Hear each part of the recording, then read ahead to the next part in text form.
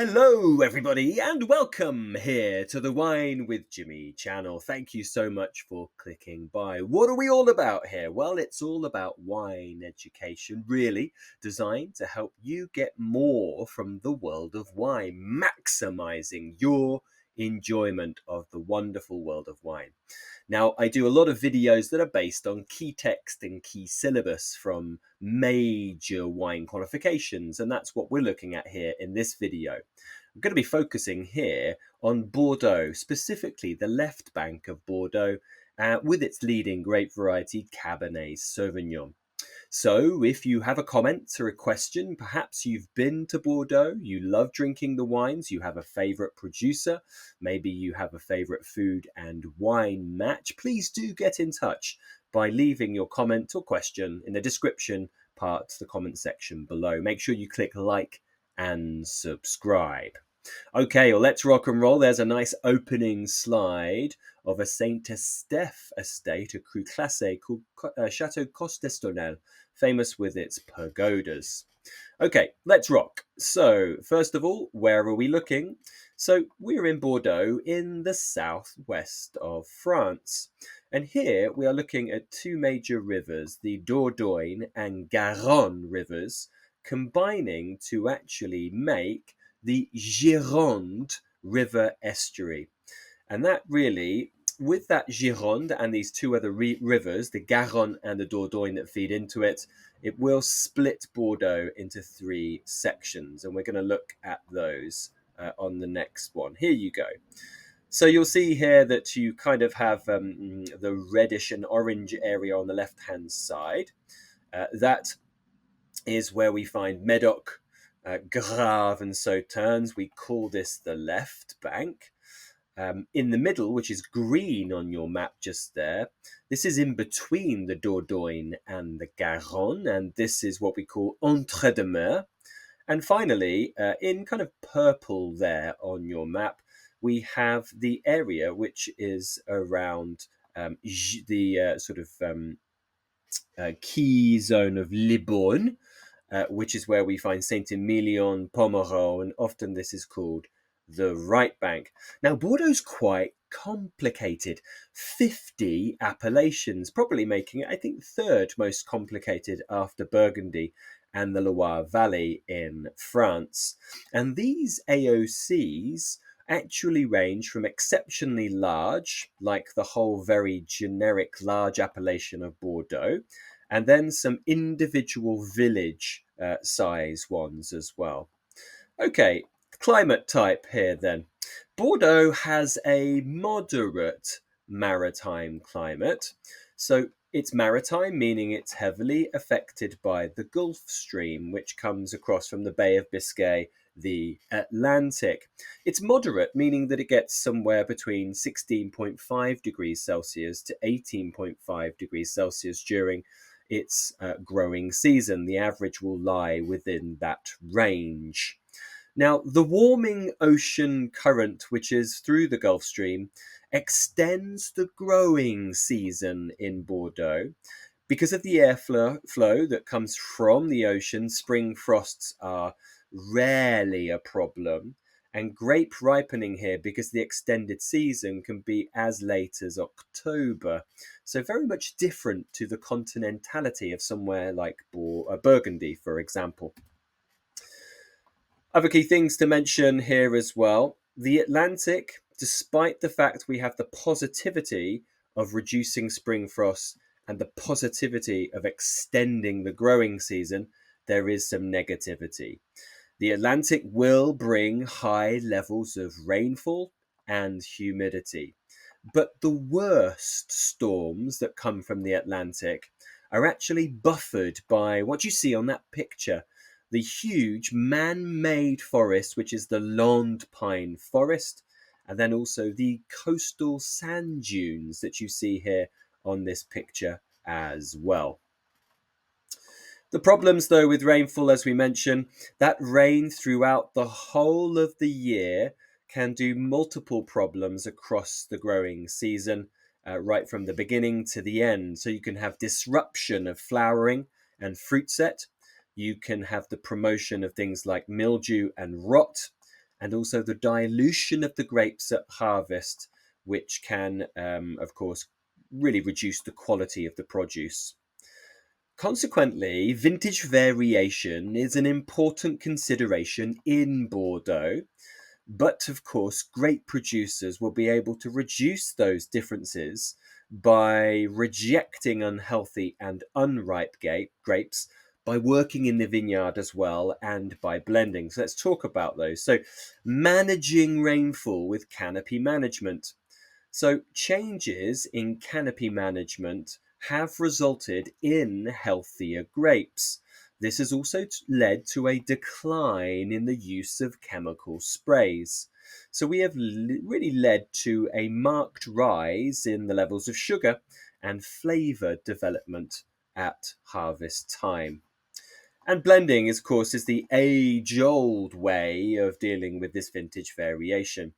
Almost all red Bordeaux wines and most Bordeaux whites are produced from a blend of grape varieties. And that's because of that variability in weather, specifically with that year-round rainfall, which means it can be very risky to rely too heavily on one grape variety, which could be severely impacted in a certain season. So it's more of an insurance policy, really, to have multiple grape varieties in play.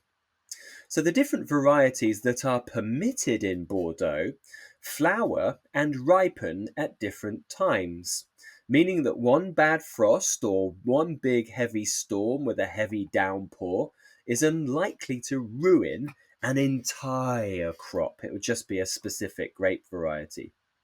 There's multiple grape varieties permitted, but in practice, 3 major black grapes and 2 major white grapes.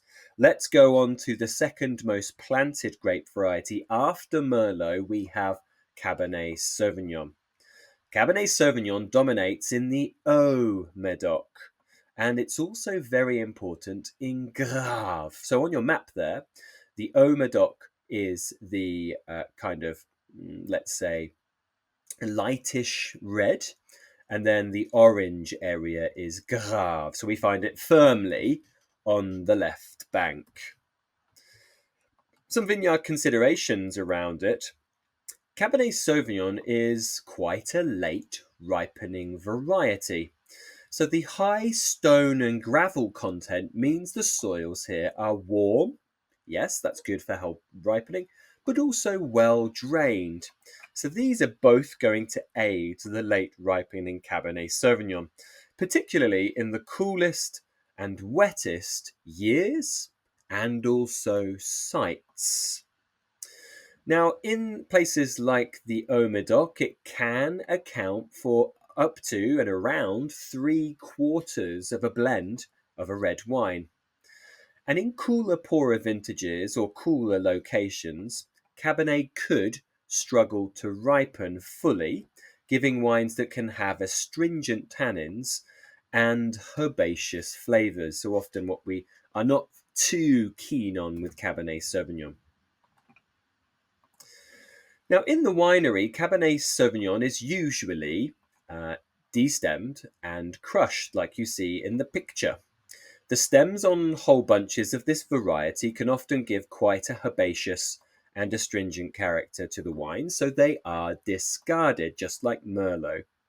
Now, Cabernet Sauvignon's thick skin means it's capable of producing wines of deep colour. The winemaker, he or she, may choose to maximize the extraction of color from the grape skins, leaving the grapes to macerate before fermentation begins and even after fermentation as well. Fermentation options.